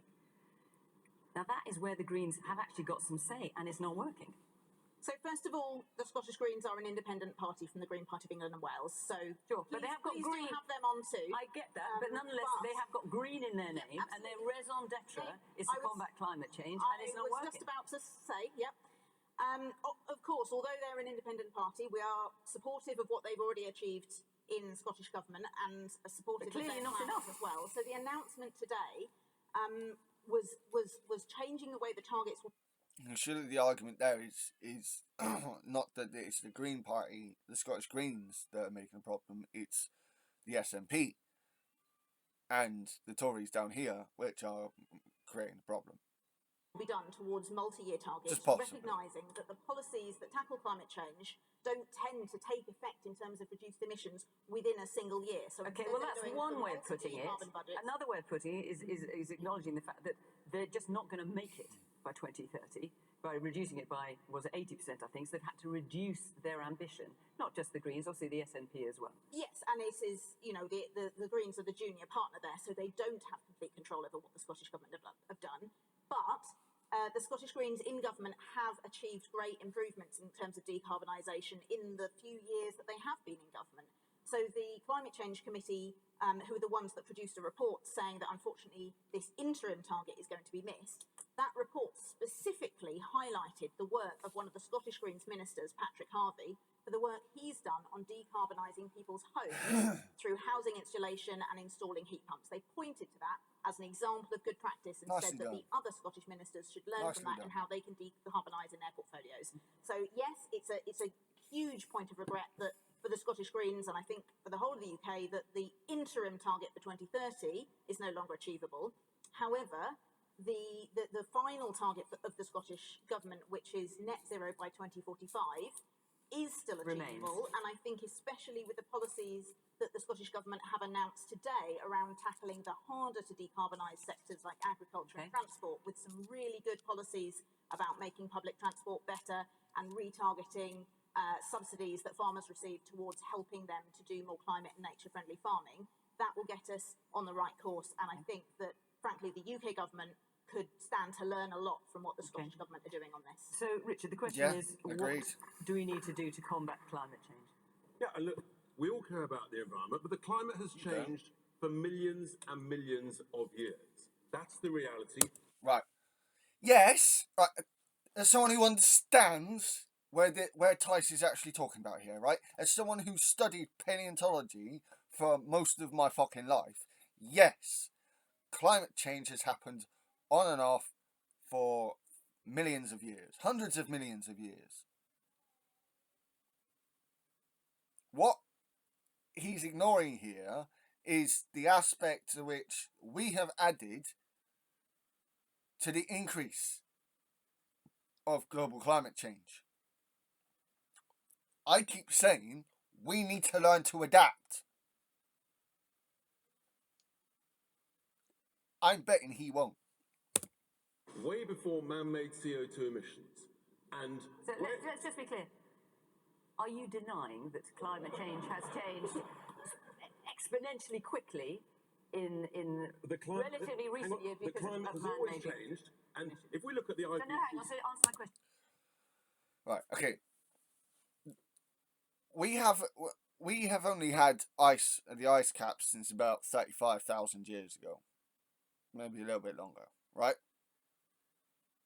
So yeah, we've not always had ice at the caps.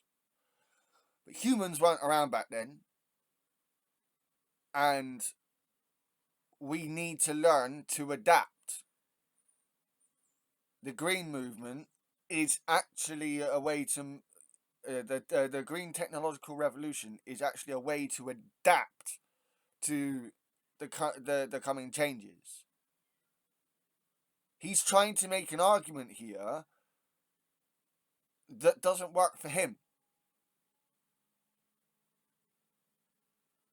But he's also ignoring the man-made aspect of climate change. You know, we have accelerated climate change drastically. The question is, are you saying that this is just a natural course event and that man has nothing to do with it? No, I'm not saying that. What I'm saying is that, yes, we've had man-made CO2 emissions for about 200 years, and there's no question that's contributed towards it. But there's no evidence at all that if you get to net zero CO2 emissions, that all of a sudden the power of the sun, the power of the sea, the power of volcanic activity is going to stop? I mean, the IPCC itself, Carla, says that if you get to net zero literally tomorrow, sea level rise will continue for how long? Between 200 and 1,000 years. So the better thing to do is to adapt to the changing climate. That is the smart thing to do, and it's a lot less costly than the current route to get to net zero where there's no... Okay, I was not expecting that. But everything you've said, every time I've heard Richard Tice say anything on climate change, what he thinks of as adaptation is just carry on with using fossil fuels. Like, that's what he's literally said. Evidence it will stop climate change. Richard, and the countries that are going to be underwater, how do they adapt? No one's going to be able to... They will learn, again, like, people will adapt to living on water. We can't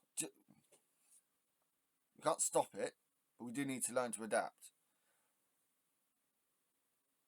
We also need to mitigate the effects of climate change. We can do that. We can mitigate those effects. So let's take an example, Carol. Let's take an example of the Maldives that we were told would sink underwater. The Maldives now is 35 square kilometres bigger than it was 30 to 40 years ago. It's about adaptation. Where you're worried about sea level defences and flooding, you build the defences. That's the smart thing to do, and it's a great deal less costly than trying to stop the power of the sun, which you clearly can't do. So you've got to be smart. Global warming isn't down to the sun.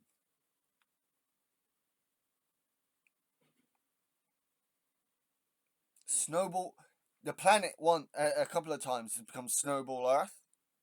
But that didn't stop the sun reaching the planet.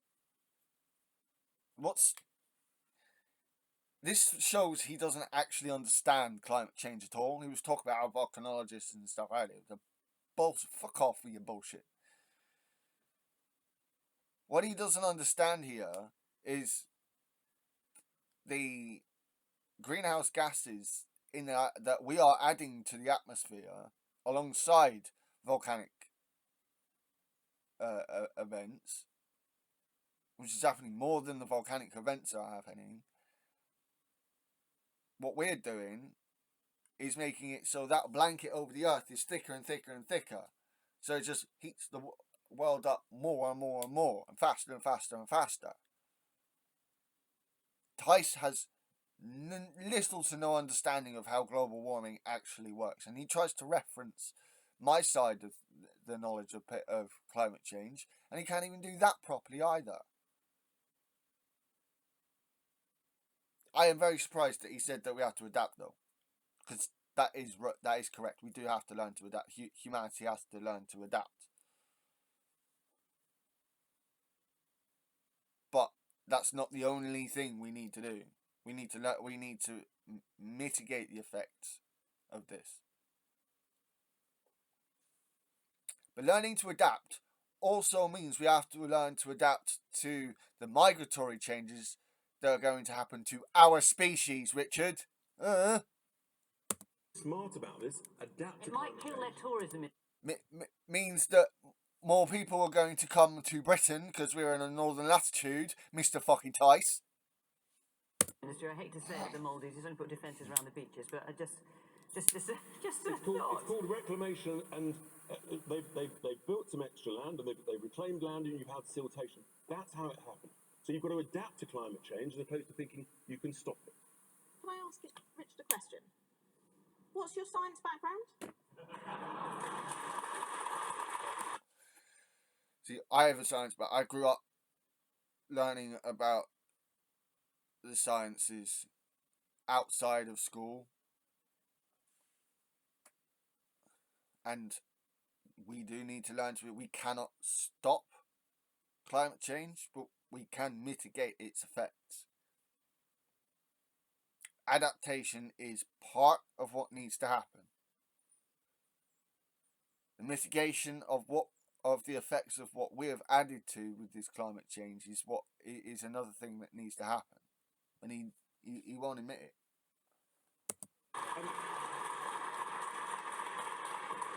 What makes you think that you understand how climate change works better than all of the world's scientific experts combined? There are plenty of scientists who believe that climate change has always gone on and always will, and don't think that net zero will stop. No, right. He's right with that first bit, yeah, that climate change is always going to happen. It happens. What he's refusing to admit here is that we have a big part to play in this, and that cutting our emissions will help to mitigate the worsening effects of climate change as it goes forwards. We have sped up climate change. There is the evidence that if you get to zero CO2 emissions, climate change will stop. Well, The IPCC doesn't think it will. It's an overwhelming majority of all the world's experts on climate science understand. I think what they're saying is it's going to get worse. Okay. No, the majority of the world's scientists don't think we can stop climate change. That's not what the consensus is. I can't believe I'm correcting someone from the Green Party here. That's not what the consensus is. We can't stop climate change. That's ridiculous. We can mitigate its effects. We can adapt to the changes that are coming, but we're not going to stop it or reverse it. Not unless some drastic event happens that drastically cools the planet down. Say, I don't know, a volcanic eruption. A massive volcanic eruption that blots out the sky for a number of years. Possibly that might happen. Worse, Richard. I think that's the point. They're saying it's going to get worse, and then how will we cope with it? Tell me if I'm wrong, but that's my understanding. Well, the IPCC says that sea level rise will not stop for over 200 years. But So do you understand why that is? That's because the climate the carbon that's already going into the atmosphere will continue to have an effect for hundreds of years. It's not that going to net zero. Right. That's why I said we need to mitigate the effects. Right. We can stop using. We can change from using these high emission technologies to make it so that it doesn't last as long as it could do. But that's still not going to stop climate change. Doesn't have a benefit. So we're better to adapt to it and build the defences rather than think we can stop it. You've made your point. Let's hear from the audience. Yes, woman there. Yeah, the government haven't got a grip on any of this. We have an electric car. We head up into the Peak District. It immediately flashes up. Charge your car. No charging points found in the locality. So that's one thing. And we still have the hydrogen heating system and cannot get anybody to repair it. They have to travel 50 miles. That's the nearest person that will repair. The solar heating, solar panels, they could put them on all the supermarkets, they could put them everywhere, but the government are allowing great big farms, the farmers' fields to be covered with them to make money for business and corporations. So the government just have not got a grip on anything to do with climate change. Plenty of other examples, that's just three. Okay, I'll let you respond. I'm just going to come around the audience a bit more. Yes, woman there in the glasses. Unfortunately, one of the reasons why this country can't afford the green policies that we would really like is actually following Brexit. We have a 4% drop in our GDPR. Boom, motherfucker! The country is much poorer. Typical. Tysh's response was, yeah, it fucking is, mate. That is the actual facts. You can shake your head all you want, fucking little scumbag. Following Brexit. Okay, Richard, I know you are gagging to come in on that, but just to keep it on climate, I will keep on that if I may. Yes, the man at the back, I think you've got a red shirt on, yeah. It's an island nation with about 8,000 miles of coastline. Why aren't we generating more from tidal? Why do we generate? That's one of my questions. I have been asking this for fucking years. More from tidal power. Okay, and at the very back. Yeah. I think, to be quite honest with you, while we've still got people such as Richard in this country that even refuse to acknowledge that climate change is happening due to our own... That's not what I said, sir. I can't believe that. I can't believe I'm going to have to do this. He actually did acknowledge that climate change is happening. I can't believe that I'm actually saying that. That is an argument that can be levelled at many on the right, but that's not what... Like, Tice actually did admit that climate change is happening. He's just got the wrong idea about what climate change is. Said it's been happening for millions of years. Come on. No, because, quite frankly, human activity is a direct reason why climate change is occurring on the level. Right. Okay. The planet was beginning to warm by itself. We added to that and drastically sped up by hundreds or thousands of years, the process of global warming.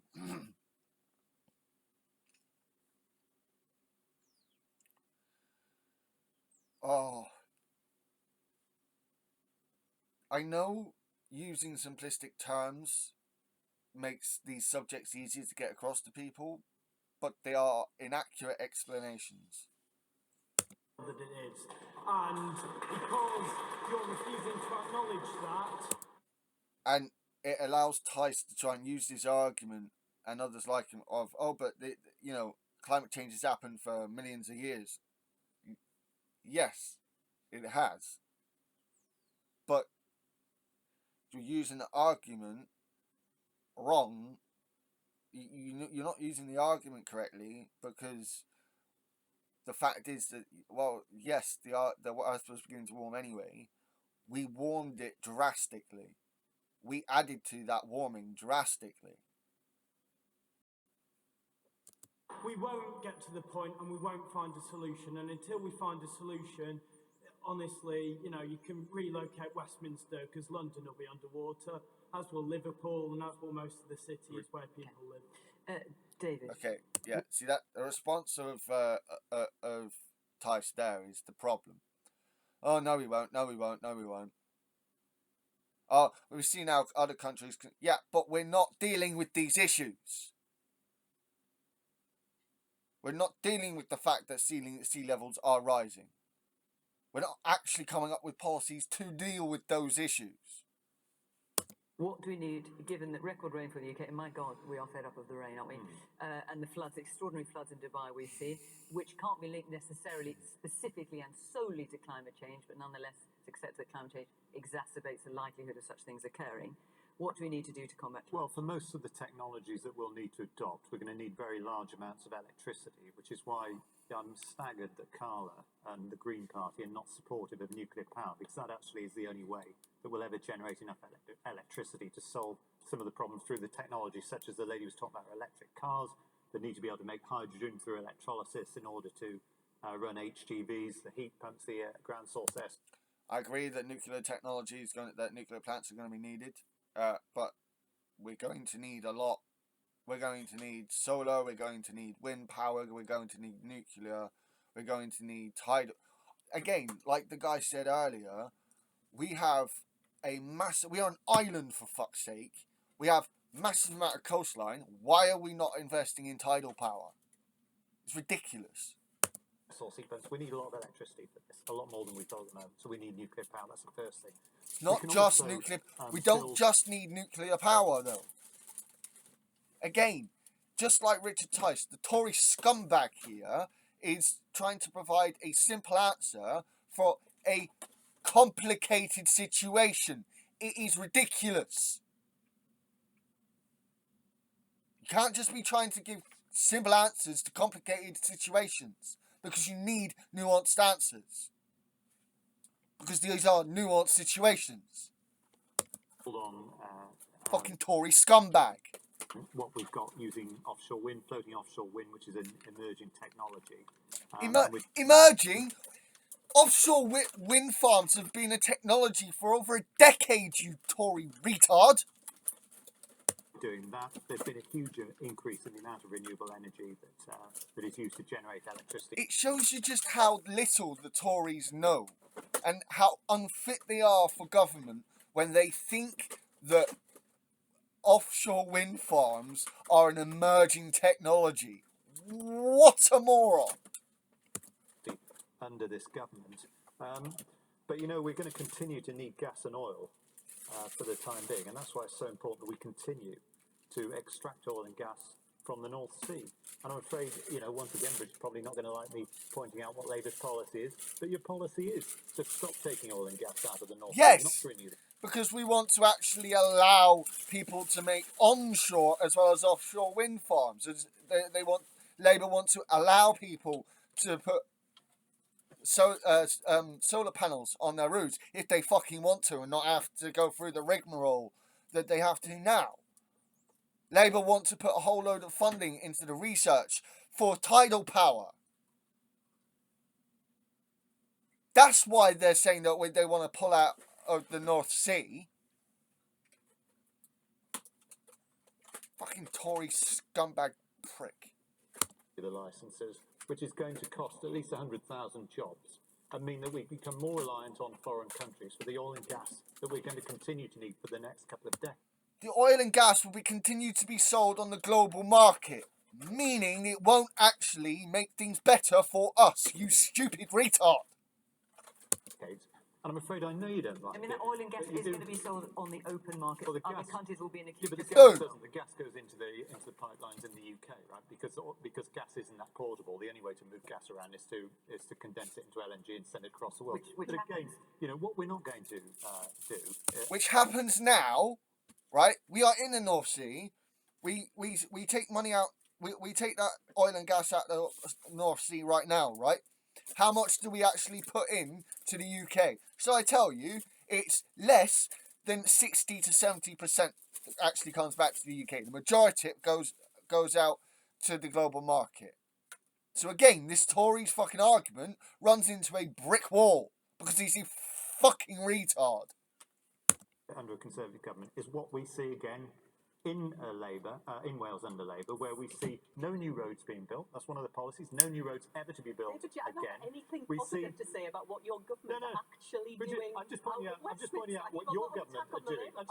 We can talk about my government. I've just spoken about it. No, mate, you haven't barely spoken about your government at all. Every time you are challenged, all you go on about is, oh, but Labour in Wales, Labour in Wales. Yeah, well, if the Labour government in Wales were actually given more funding by, let's say, the UK government in fucking Westminster, and maybe the SNP in Scotland, and in Northern Ireland, maybe those devolved regions might actually be doing better, you fucking Tory scum!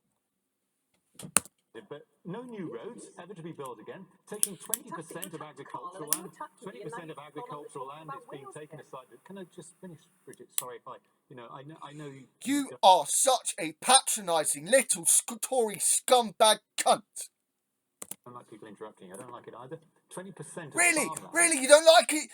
You've been interrupting her every time she's tried to speak, you little prick. David T.C. Davies.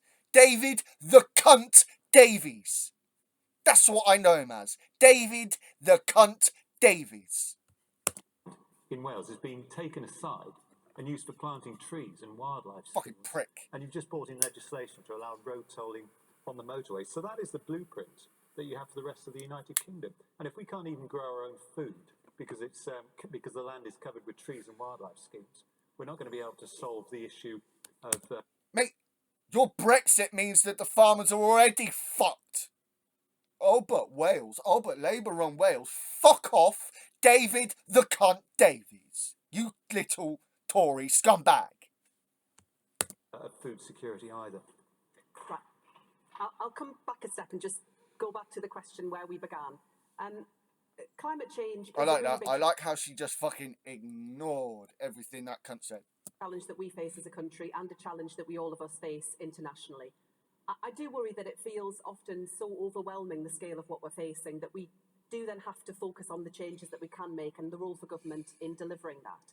And I do think to the point about jobs and skills and what we need to do, there is a really big opportunity for us as a nation to deliver lots of really well-paid, highly skilled jobs on the basis of those new technologies, including in communities that would really benefit from that additional investment. That's why Labour's plan around our Green Prosperity Plan is about our country being at the forefront of those jobs, those technologies, and the shift that we need to see. And alongside But clearly that, spending less on it than you were going to originally. It was going to be a 28-year, £1 billion a year investment. Now Yeah, that's what the Tories have well, done to the sadly, economy. after Liz Truss came along, the economy is in a total mess and we can't go as fast as we would like. That's the sad reality of it. However, I do think this is a really big opportunity for us as a nation, but it's also a way by which we can cut people's gas and electricity bills too, and how we can make sure that we are energy independent, that we are not so dependent on the import of energy, where we've been so exposed in recent... Mate, you already sell it globally. You don't bring barely any of it back to the UK as it is. David the cunt Davies knows fuck all about how this country actually is supposed to be run, making him unfit for his position. We've been so He is a liar. A Tory scumbag liar. In recent times because of the war in Ukraine. Had we invested over the course of the last decade in homegrown energy, in renewable technology, not only would we have more jobs, people's bills would be a lot lower.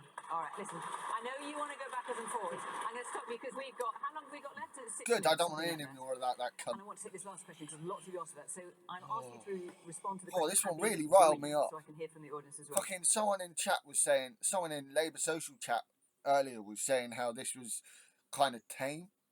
Fuck off. Dan Ovens.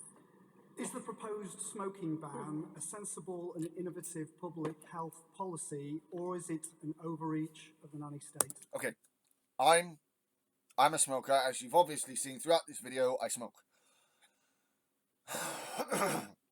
Not good for my health. I do think this is good, however. I am not against smoking, trying to get the younger generations in a situation where they don't get the chance to make the same mistakes that I did. So, I'm not against this whole nanny state bullshit. I think this is good. And I'm a smoker, a heavy smoker. Fully admit it. But I think this is a good thing. Personally. Okay, just to remind everybody. Might be some issues on implementation, but in broad terms, I agree with this policy.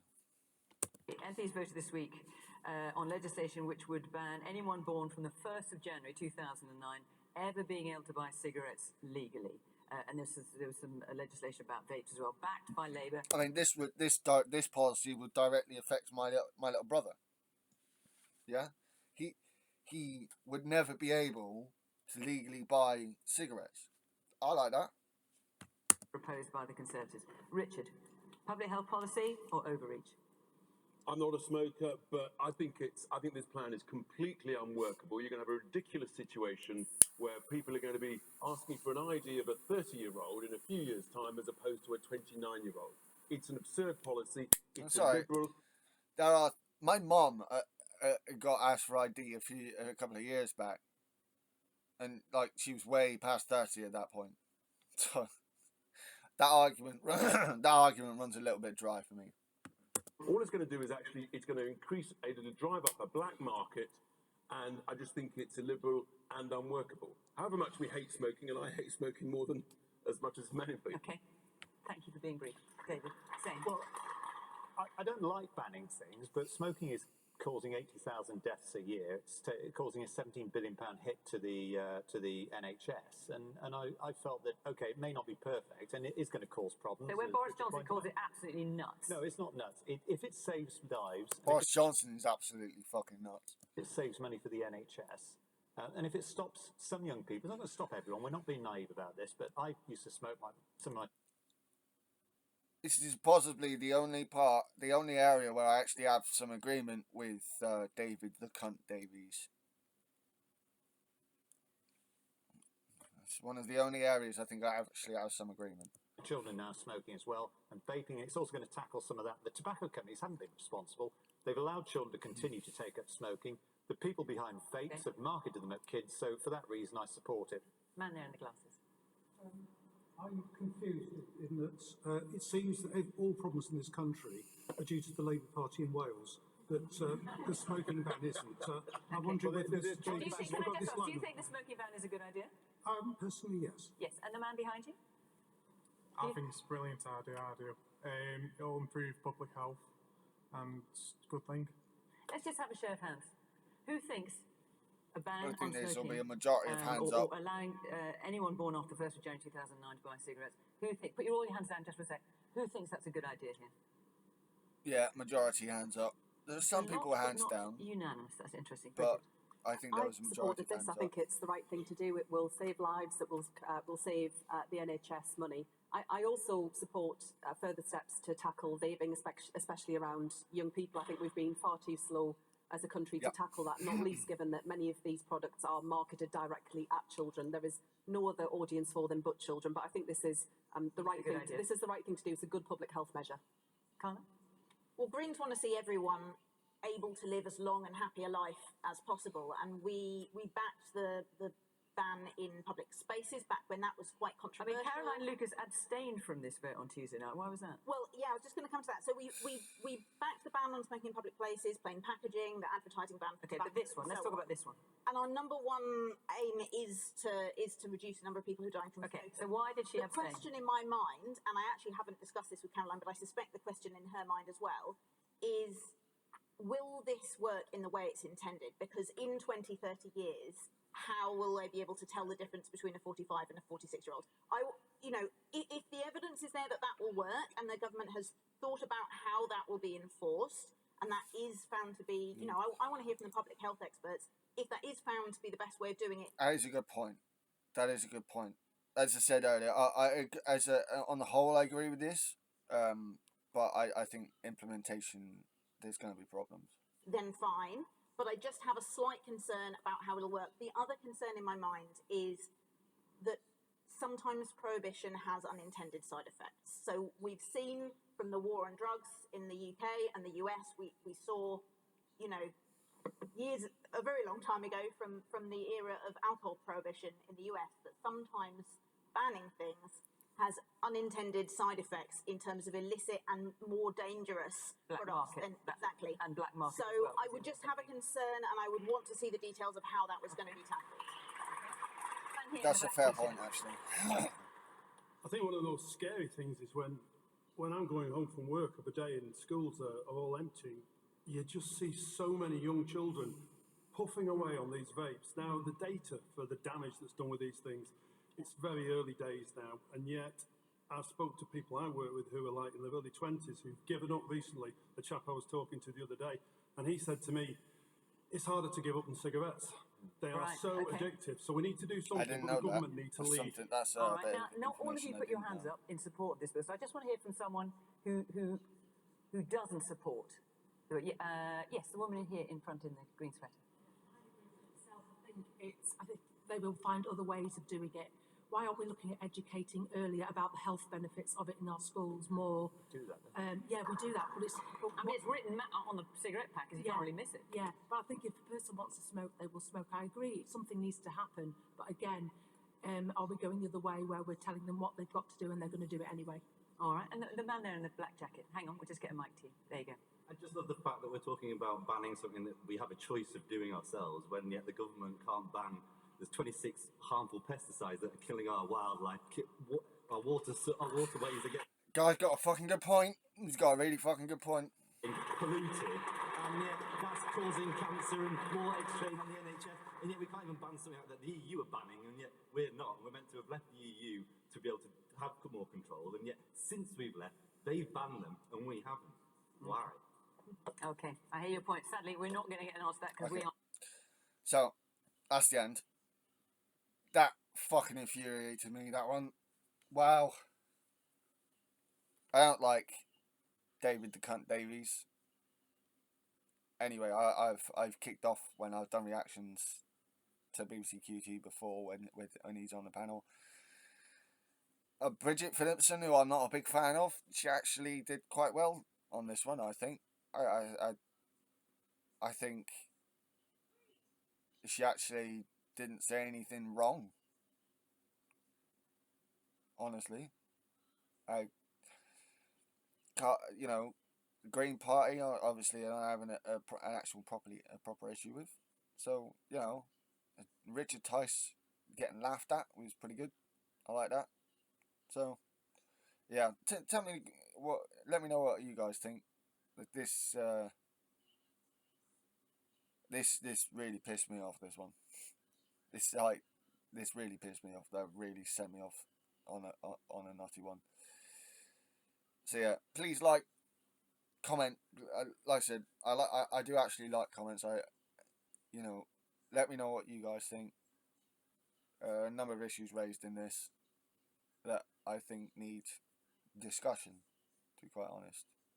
I need more discussion. So yeah. My shield at your backs, guys. Blessed to say. Good word to see you.